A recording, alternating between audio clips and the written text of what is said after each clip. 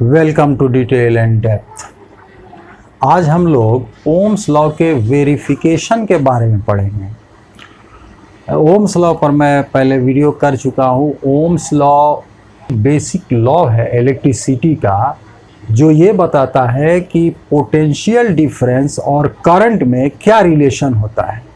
Ohm's law कहता है कि पोटेंशियल डिफरेंस के प्रोपोर्शनल होता है करंट। मतलब ये हुआ कि पोटेंशियल डिफरेंस जिस रेशियो में बढ़ाएंगे करंट भी उसी रेशियो में बढ़ेगा। करंट और पोटेंशियल डिफरेंस एक दूसरे के प्रोपोर्शनल होते हैं। इसी लॉ को हम लोग लेबोरेटरी में वेरीफाई कर सकते हैं कि क्या ये लॉ सही है या नहीं है। इसको हम लोग वेरीफाई कर सकते हैं लेबोरेटरी में। उसी के बारे में हम लोग आज डिस्कस करेंगे। लेबोरेटरी में वेरीफाई करने के लिए हम लोगों को एक नाइक्रोम का वायर चाहिए।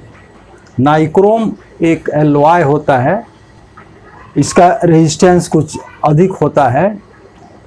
तो एक नाइक्रोम का हम वायर लेते हैं XY, एक वोल्ट मीटर और एक आमीटर चाहिए। Volt meter potential difference measure करने के लिए इस वायर के अक्रॉस, आमीटर करंट मेज़र करने के लिए इस वायर से होकर जो करंट फ्लो करेगा उसके मेज़रमेंट के लिए एक आमीटर चाहिए, और 4 सेल चाहिए हमको, और फिर एक की चाहिए ऑन ऑफ करने के लिए। ये जो आप सर्किट देख रहे हैं, इसी तरह से हम सर्किट बनाते हैं ओम्स लॉ के वेरीफाई करने के लिए। इधर 4 सेल हैं। सबसे पहले हम सर्किट में एक सेल जोड़ते हैं, अर्थात इस वायर का कनेक्शन यहाँ से करते हैं, और हम आमीटर और वोल्ट मीटर दोनों की रीडिंग ले लेते हैं। सपोज कीजिए कि ये V1 है वोल्ट मीटर की रीडिंग और I1 है आमीटर की रीडिंग। फिर सर्किट में हम 2 सेल जोड़ देते हैं, अर्थात यहाँ से कनेक्शन कर देते हैं। ये 2 सेल सर्किट में जुड़ गए। अब सर्किट में करंट भी बदल जाएगा और यहाँ का पोटेंशियल भी बदल जाएगा। हम फिर पोटेंशियल डिफरेंस XY के क्रॉस और करंट सर्किट में, मतलब के वोल्ट मीटर की रीडिंग ले लेते हैं और आमीटर की रीडिंग ले लेते हैं। मान लेते हैं हमारी ये दूसरी रीडिंग जो है V2 और I2।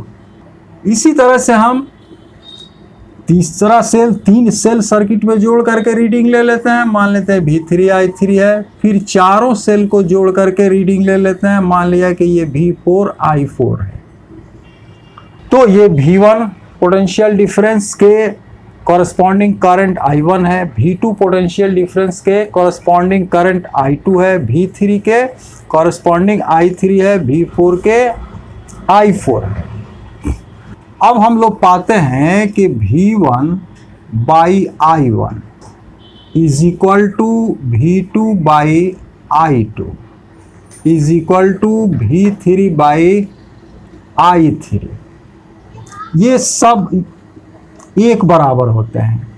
मतलब ये हुआ कि पोटेंशियल डिफरेंस और करंट का रेशियो हर बार सेम रहता है, और जब सेम रहता है तो इसी को हम कहते हैं कि V प्रोपोर्शनल है I के, या potential difference is directly proportional to the current, और यही ओम्स लॉ। इस तरह से ओम्स लॉ वेरीफाई हो जाता है। अब अगर हम ग्राफ खींचें, अगर हम पोटेंशियल डिफरेंस और करंट के बीच ग्राफ खींचें इन रीडिंग से, तो हम लोग पाएंगे कि ये ग्राफ एक स्ट्रेट लाइन होता है। इस पर मान लिया हमने करंट ले लिया और इस पर पोटेंशियल डिफरेंस ले लिया, तो VI ग्राफ स्ट्रेट लाइन होता है। तो ओम्स लॉ, चूंकि ओम्स लॉ कहता है कि पोटेंशियल डिफरेंस प्रोपोर्शनल है करंट के, इसलिए ग्राफ इसका आएगा स्ट्रेट लाइन। इस तरह से ओम्स लॉ को हम लोग वेरीफाई कर सकते हैं लेबोरेटरी में।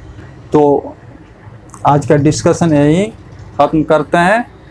मिलते हैं नेक्स्ट वीडियो में, जिसमें हम लोग चर्चा करेंगे रेजिस्टेंस का सीरीज कॉम्बिनेशन और पैरेलल कॉम्बिनेशन। Thank you.